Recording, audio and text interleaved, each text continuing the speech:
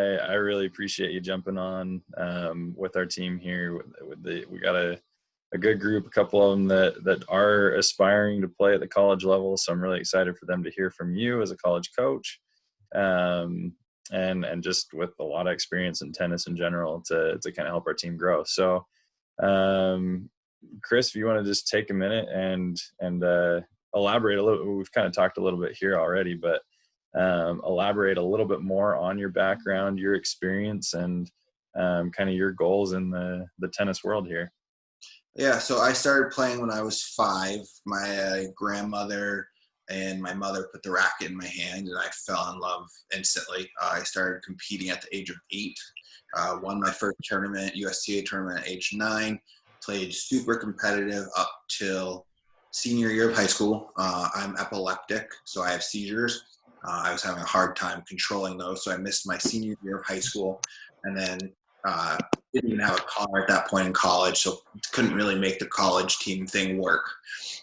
So I went through school, came out of school, gained a lot of weight from college, as many people do, and then decided that I wanted to pick up the racket again, and I started playing again, and then I started coaching high school girls, doing rec programs, private lessons, which then led to a full-time indoor teaching job in Maine, where I'd work about 30 to 40 hours on court.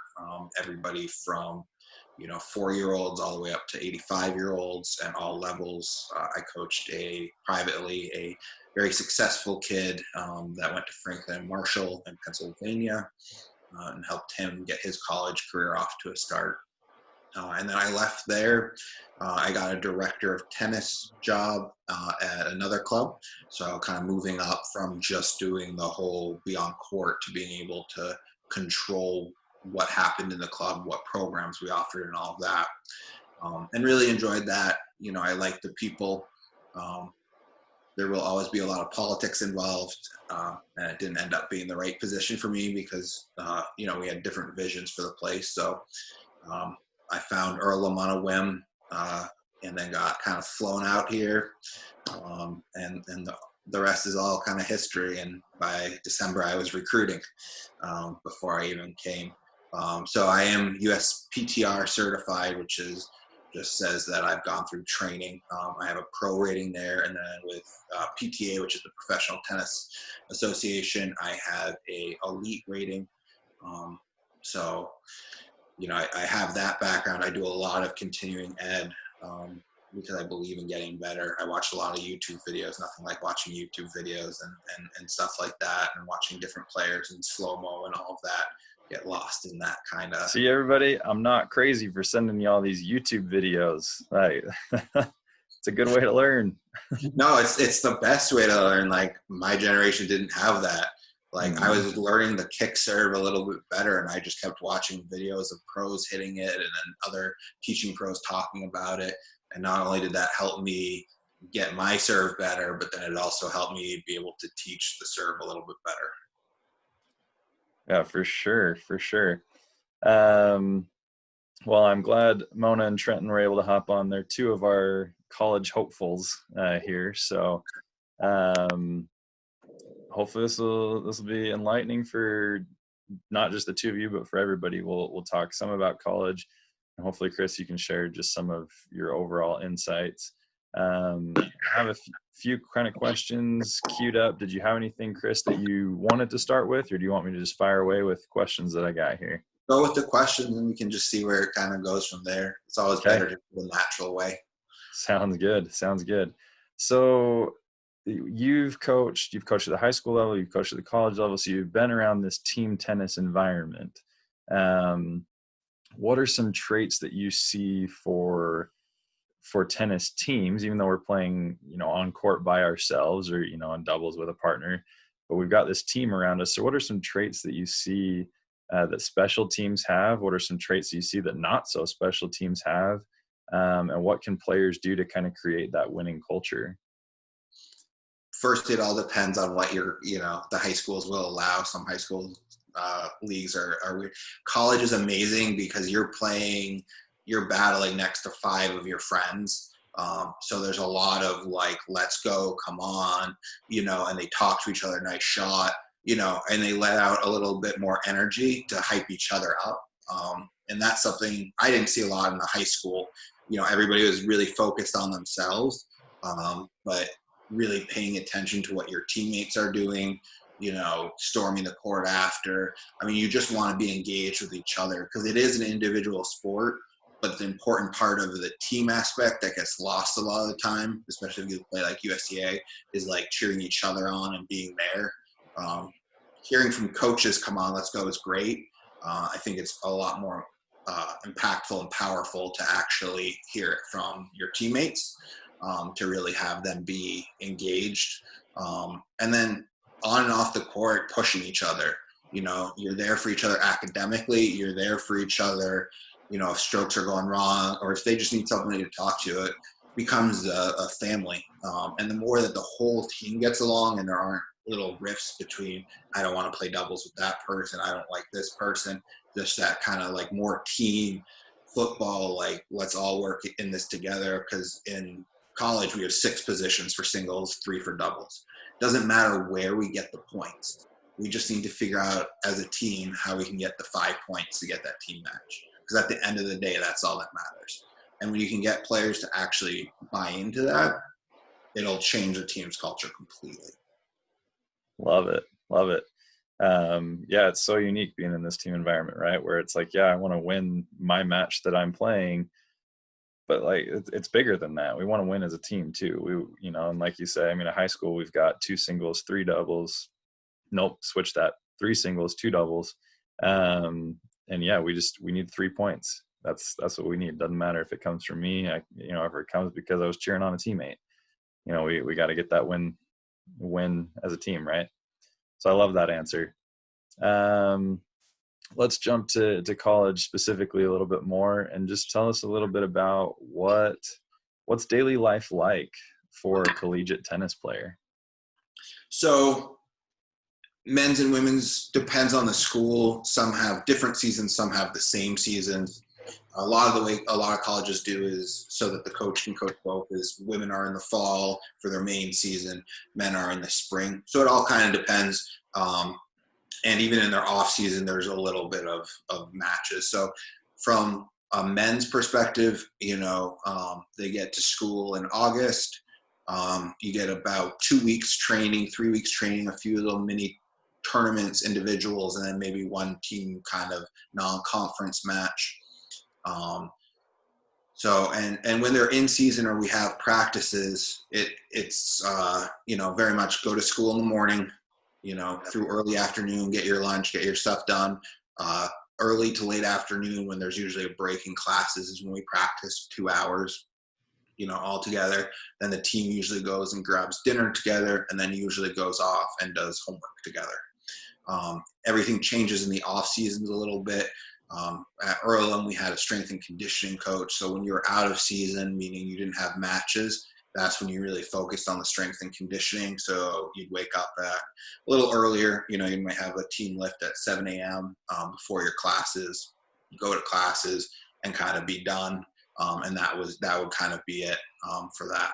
So, and then both teams kind of played in the springtime. So we had a few women's matches, but the main men's season. And then we all took a trip to Hilton Head together, or were supposed to, before everything kind of went crazy on us. Yep. Yeah, that makes sense. So let me ask you kind of the broad question. What does it take to play at the college level? I mean, the beautiful thing right now is that anywhere from beginner to very advanced, there's a spot for people to play. I think the myth is that you have to be really good to play college tennis. That might be true for some divisions, some conferences, but that's not true for all of them. So, there's teams where, guys UTR wise, which I don't know how familiar you guys are with UTR, but are in the lower range of 2 to 5. It's out of 16. Federer's a 16. So you can find a team that's a little lower, but you're still going to have fun, have that college experience. And then, you can kind of find schools that are more competitive depending what you want. Not to sound like a commercial, but UTR is a good way to find out how good schools are. That's one of the research points to always do is, you can kind of see where would I fit in this, team. Yeah, UTR is a good thing. I'm trying to push the state athletics association to get it going at the high school level for us to get all our matches to count. So that is the number one recruiting tool right now. It's overtaking tennisrecruiting.net, which was kind of the old thing. Mm-hmm. And now UTR is about to unroll a whole bunch of new features so that it looks more like a recruiting page. And that'll be really cool. But yeah, that's what we go look at a lot of the time just to get an idea of level between that and video. Because that talks a lot more than what your ranking is. You're going to see coaches really focus less on USTA rankings and stuff like that because it all varies on who plays and what region you're in. Right. No, that makes a lot of sense. So I would imagine you've spent a fair amount of time scouting some players in the recruiting process. You mentioned you look for UTR to see level. Once you get past that, once you're looking at a player, what is it you're looking for? Not just tennis talent, but also just attributes in general. What is it you look for in a tennis player? First, a kid that's athletically gifted, doesn't necessarily have to have played tennis long. We can see that, good runner, good mover, understands the basics. That's always something that we really look for. Other than that, it's a hunger to want to get better. It's the focus they show on court, the mental strength, the not giving up, not the I'm down 5-1, like forget this set. It's I want the kid that sees 5-1 and says, I'm going to take this and I'm going to win that set. Even if they don't, that mentality and that mental strength is going to help them in the future, not only in tennis, but in life. So you want kids that want to work hard, and you can kind of see that by how they carry themselves on court. It isn't always just about the strokes or how pretty they look. How do they carry themselves? What do they do when they get down? And then, what kind of tennis are they playing? Are they playing the one and done boys high school that I've seen kind of a lot of places, where it's maximum of 3 shots? Or is it the women that play a little bit more carefully, or do they play percentage tennis? Do they know where the low parts of the net are, when to pull the trigger for the down the line? Tennis IQ to a certain degree is kind of inherent, and you can kind of see if they have it, if they kind of understand how to change game plan, use different tactics, slice, drop shots, lob, moon ball. That's the thing. We get so caught up on trying to play pretty, and it doesn't matter. A win's a win. It doesn't matter if you just hit them off the court or you annoy them off the court. Either way, you get the win. Love it. Yeah, absolutely. A lot of what you're saying there, Trenton. I'm thinking of your last match against Cedar Valley, down 1-4 in that first set, came back, won it in straights. It's that kind of thing. Just that mental toughness in that fight. The easiest leads to give up: 3-0, 4-1, 5-2. Those are leads that you have to be very careful of either way. Because I've gone up 3-0 and lost that set 6-3, and I've also come back and done the exact opposite or won at 7-5. So you just have to be aware of those kinds of things. And, the old trick was to play like you're down, don't let off, what you're doing. Because what usually happens and why we lose those is because we get complacent. We don't start pushing the ball and the plan that we had before. We're just kind of like, oh, let's just see if they miss. I'm ahead. They're not going to catch up now, instead of staying focused and kind of just putting the pedal down and just, because when I go up 3-0, I'm like, I want to win this 6-1 or 6-0. Yeah. Because if I do that, I'm going to kill their spirit for the next set. If I let them and show them that they can get momentum against me, it's going to be a little bit harder. Yeah, for sure. So kind of shifting a little bit then into kind of the strategy of the game and the just the tactics within games and points. What are some of the number one things that you see that you would get, or maybe let me rephrase this. What do you wish younger players would do strategically differently before they got to the college level? I strategy wise, I like variety. One of the things I did as a teaching pro a lot is when a kid got to 7-8, I introduced them to slice, and not only on the backhand but on the forehand. The misnomer when I was growing up in the early 90s was a slice forehand is a defensive shot. Well, if you can hit a low ball down the line slice forehand, it's an offensive shot. It's a very effective shot to have. What you see right now is a lot of kids that have one speed. They stay at the baseline and they're just going to pound the ball. So what happens if that doesn't work? That's when I want to see the next game plan. So serve and volley, drop shots, lobs, variety. Like show me that you're trying to figure out what annoys them or what hurts them, instead of just doing the same thing and not realizing. That's kind of one of the big strategy things, is just that how quick can you adjust their game style for somebody that you've never seen before. Because that's why a good 10-minute warm-up is important. That's not just to warm you up. You're sizing up your opponent. You're giving them a little backhand, a little forehand, a little slice. See what they do well and not do. Give them a couple higher balls. I mean, I'm not saying hit them off the court, but if you give them variety, see what they struggle with. Use that 10 minutes wisely before your match. Because if you don't, then you're doing yourself a disservice, because it's going to take you 5-6 games to really learn them, rather than 2 to 3 games to really start to feel comfortable. And getting that hot start is always important, which comes down to the mental side. And that's another thing I've been researching a little bit more, is neuropriming, which I won't get a whole lot into, but basically you go out and you stretch, or you do your dynamic warm up and your routine before a match to warm up your body. But what do you really do to warm up your mind? What are you really doing to get your mind in that right focus, that we can get into when we play our best tennis? We know that feeling. It's like the runner's high of like, I'm focused, I know what to do, I have confidence in myself. But if you can get that before, by doing things like visualization, meditation, breathing exercises, everybody's a little different. It's not one size fits all. That's going to help you a lot. Like I like a certain type of music. Like I put together a very specific music kind of that I want, of, some good hip hop, some good pop that's like rise up. And then I throw a little comedy in there, just to keep myself a little bit loose and light, so I don't, take myself too seriously. That's awesome. Yeah, I think the mental side there is something that we don't pay near enough attention to, especially right before a match. We're so worried about, like you said, we're so worried about our muscles and getting things tuned in and, getting our shots dialed in. The brain is so powerful in the game of tennis.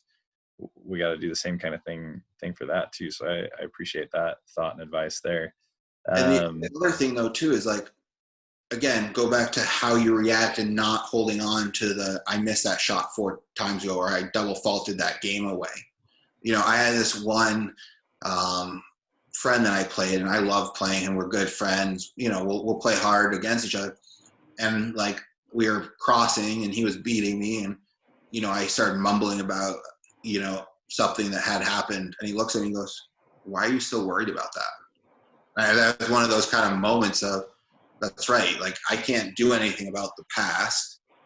All I can do is right now. I can't worry that, oh no, I'm down 5-1. I'm going to lose the 6-1. And then, I'm going to look so goofy and bad. Like, oh my goodness. Like, like all you got is that one point. All you can focus on is that one point. And that to me is one of the biggest things and one of the biggest learning tools. Because not only is that going to help you in tennis, that's going to help you in life, because there's going to be days at school, jobs, I don't care, families, where, you just have to let things go. And if you can get that at a young age, my goodness, it'll serve you well later in life. Yes, absolutely. Sorry to get on the soapbox a little bit. No, man, we could just like end this discussion right here and just be like, yep, that's it. Take that away from all of this. Like if that's the only thing you get out of playing tennis, is that it prepares you for, like, that's huge. Like tennis really does. It's such a there's so much symbolically aligned between tennis and life, and tennis just, it's beautiful that way. Yeah. Anyway, so I wanted to give a little background on our teams here. Our boys team, our 3 seniors that just graduated, probably the 3 best players in school history on the boys side. That includes Trenton here. And then we have a lot of younger developing players after that. So we got a young team looking to get better. I'm really excited for them to kind of fill those shoes as they go. The girls team, we lost nobody, like no seniors from last season. Had the first winning record in school history, and they're coming back now with championship goals. So we've talked a lot about development, and I think that'll help a lot with the boys team in particular, and then some of the younger girls as well. We've got Bryn on here, who's going to be new on our team for the girls in the fall. But my next question here specifically is for our girls team. They have championship goals. They have, big things in mind for this upcoming season. So what advice do you have for them as they enter this next year with kind of big goals in mind? Put that work in. It's summer, so I know that everybody wants to be with their friends and do the fun thing, but make time for that tennis, make time for that fitness. One of the things that I don't think is also talked enough about is footwork, and the importance of footwork and having, the right steps and knowing how to get to the ball properly. And so when you can see a player do that, it shows, and everything else kind of fits, in line. You can have pretty strokes, but if you don't know how to approach the ball or your strides are off, it affects a lot. You don't have good balance. So I would say put in that time, not only on the court, but I love the ladders. I still use Footwork ladders. I'll go in my backyard and I'll put in my headphones. I know I look super goofy, but it helps my game, and then one thing for both teams, the sooner you can figure out your serve, and I'm not talking about that tap in serve. My goodness, please never send me videos of this, little, like, I hope I don't miss. Find the right grip, that continental grip, figure out how to serve, start that point off successfully. That's the one shot in tennis you get to start, you control, and that's the one thing you can work on your own. So if you're sitting home bored, don't know what to do, just get a basket of balls, go hit at a local court or make a little court in your, backyard. You don't even have to have, the surface to bounce. You just need the dimensions. But figuring out that serve and that first ball, I find for me, if my serve is on, my game overall has a lot more confidence. So, but yeah, just if you want to be the best, they don't take the time off. They're training. You're going to see that with the Pro Tour. You're going to see very quickly when we resume who has been working and who has been putting in. One of my favorite players, by the way, watch this guy, JJ Wolf from Ohio State. Yeah. He is legit. He is going to be really good. And I follow him on Insta, and he's working hard. Probably the best leg drive of anybody's serve I've seen. His leg drive on his serve is ridiculous. Yeah, you sent me that video. So a little background. I think, Chris, our first interaction on Twitter was when I kind of put that video out of myself, right, asking for advice on my serve, and it came down to that. It was the leg drive. That was the advice you gave me. You sent me that video of JJ Wolf. Like, it's insane, just how deep he's getting and how much power he's pushing off with there. So I know some of you think I served fast before, but watch out. Chris has fixed my serve, so it's going up. It's amazing. So much of our tennis body is actually our legs and our core. It has nothing to do with having like huge, biceps. It's putting everything together. That's why I always look at my legs. Knee bend for me, because I'm 6'4", so like, getting a deep, almost squat like, it's uncomfortable. It's hard. My body doesn't like it. But I play my best tennis. I have the best strokes when I actually do it. Yeah, and I'm 6'3" with bad knees, so I hear you. I know how that goes. Okay, you players, what questions do you have for Chris?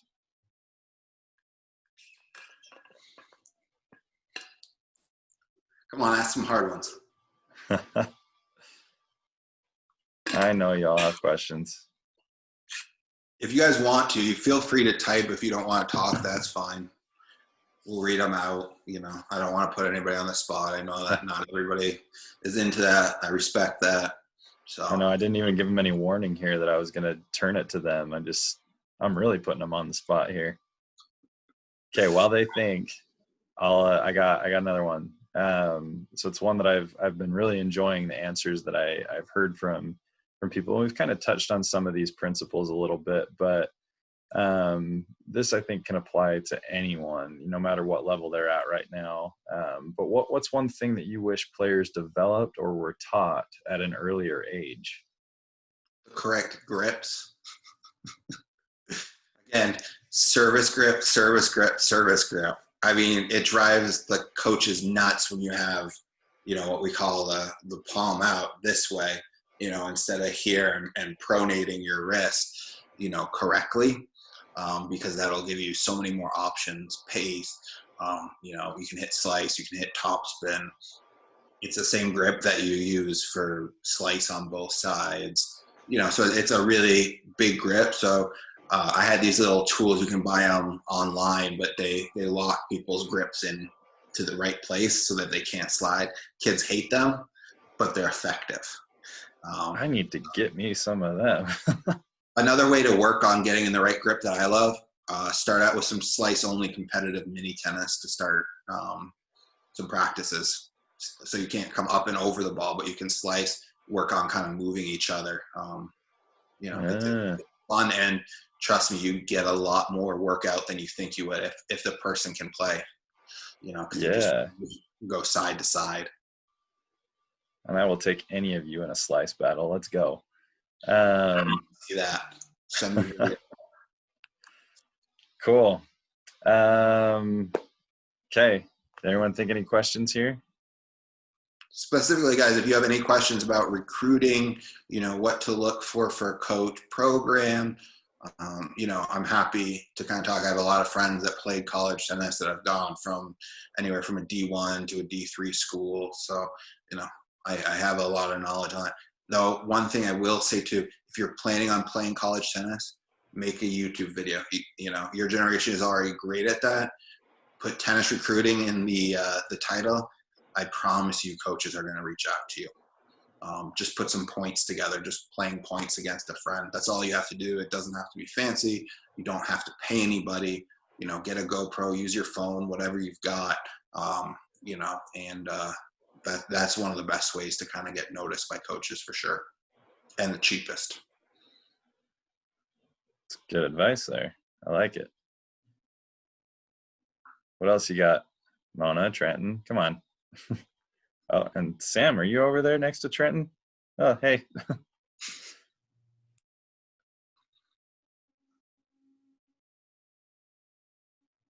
Come on, guys. Gotta get me one. Just one. I had a lot of questions, but Coach just stole all of mine, so. He's the worst. Oh, you can't blame me, Mona. Get out of here. So, Mona, what are you looking to hopefully study in college? I want to go into PA school, so yeah. So, but are you interested in playing college tennis? Yes, I am. So, the biggest things to do is find schools that meet your requirements for school, and then see if they have tennis. And then, you can reach out to coaches at any time as well, and don't be afraid to, just make yourself, especially if there's a school that you really like, just send a basic, like, hi, I've been playing for this long. I'm really interested in your school. I just want to introduce myself.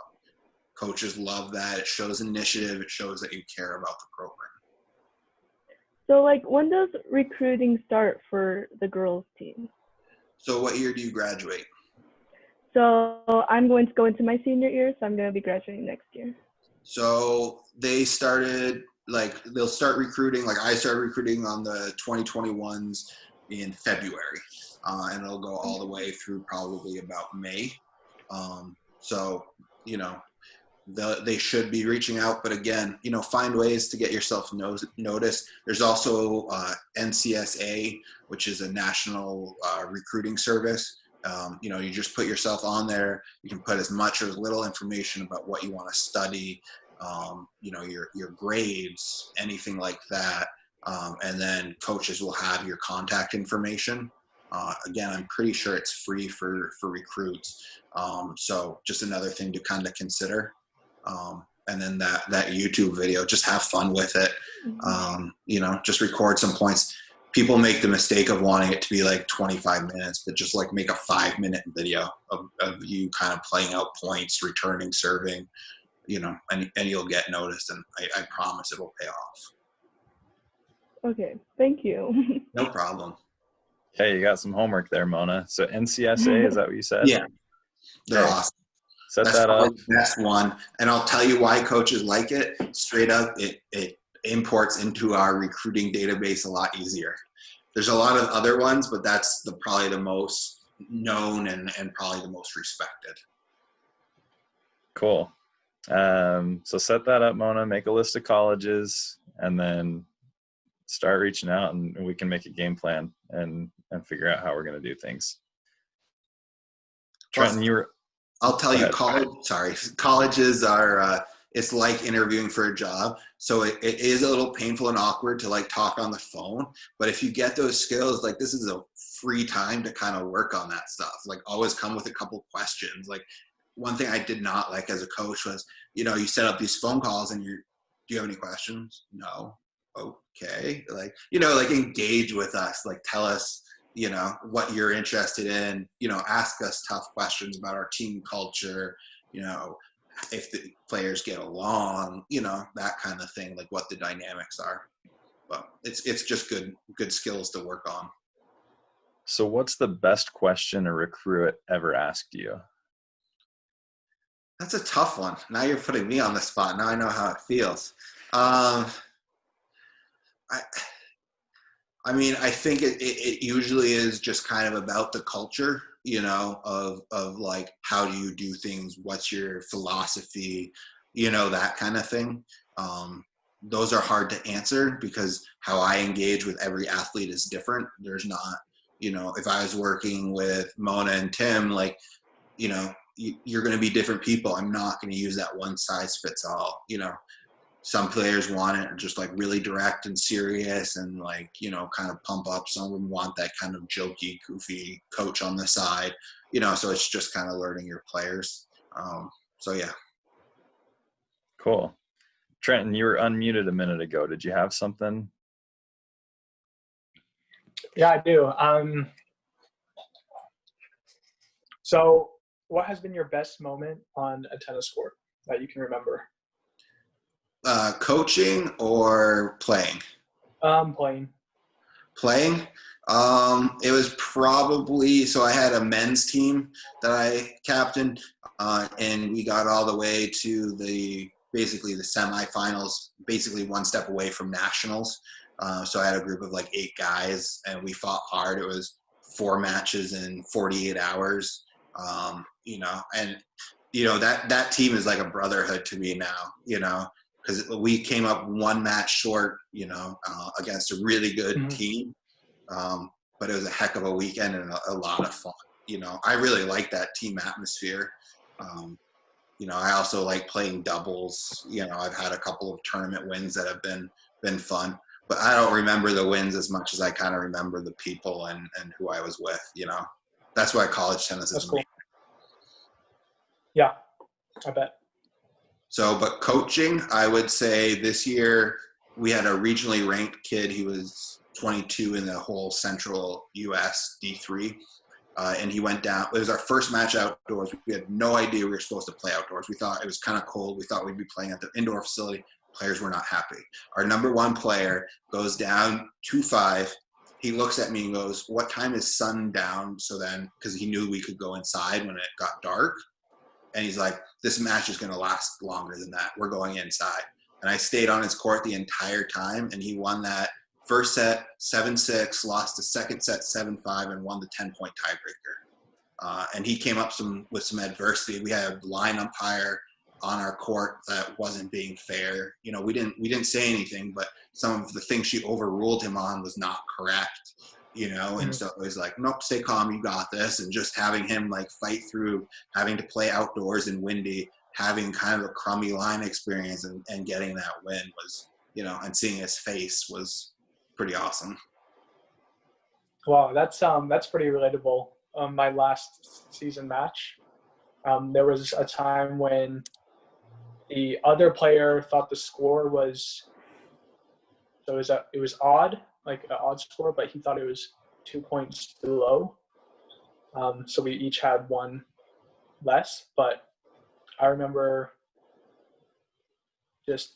I knew I was right, and he was trying to push me, thinking that I was wrong.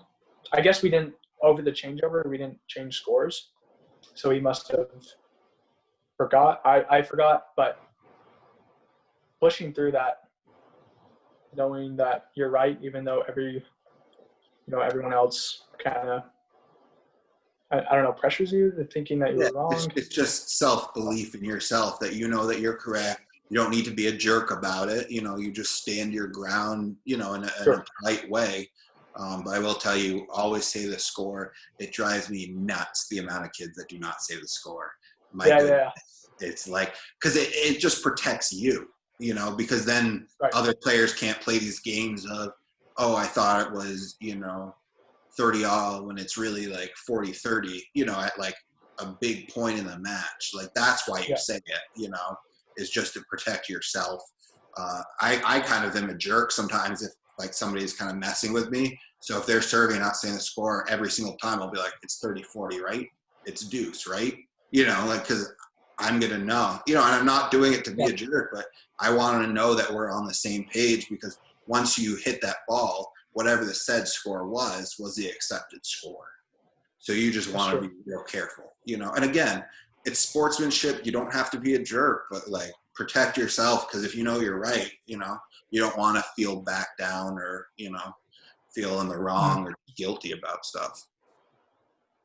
Yeah, that was a aggravating one as a coach, because I knew Trenton was right too on the sidelines. I'm standing there. I think the score wasn't it 5-2 in your favor, and the kid was trying to claim it was 4-3 or something instead. And I was like, no. Like, we're one game away from winning this match. Don't try and take that away from us right now. But I can't say anything. Like, I'm on the, you know,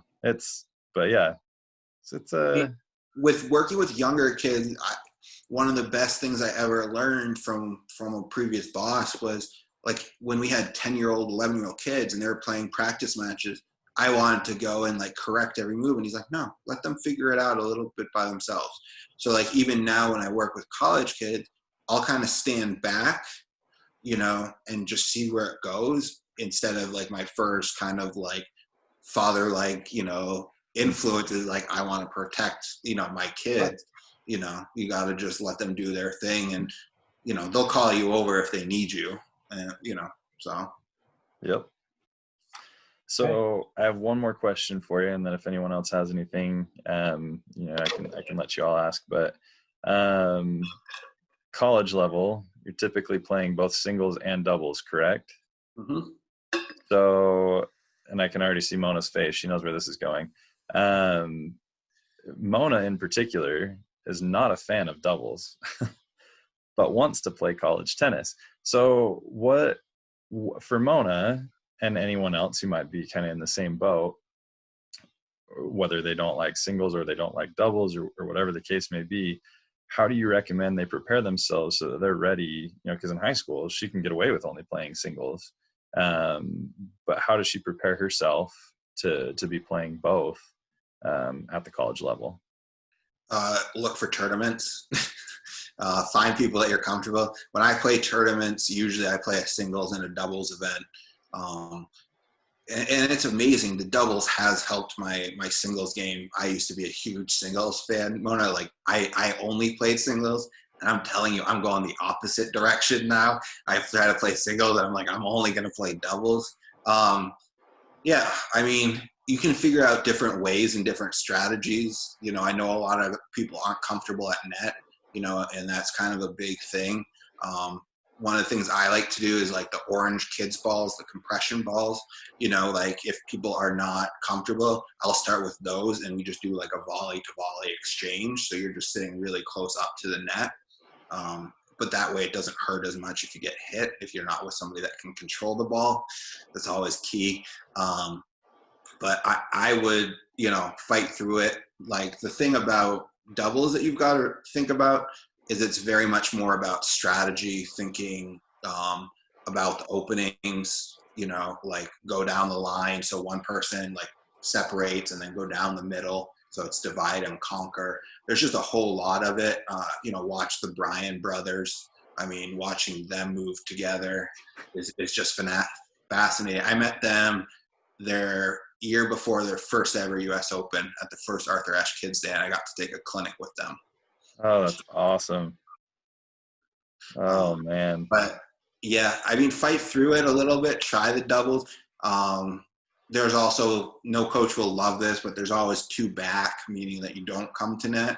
But the reason that you don't play that, and like when you watch the pros, you don't see that, is it opens the short angles. So if you and your partner are way back and me and my partner are very close, I can kind of tap the ball off to the side and there's no way that you're going to get there in time. So that's why you want to be able to come to net.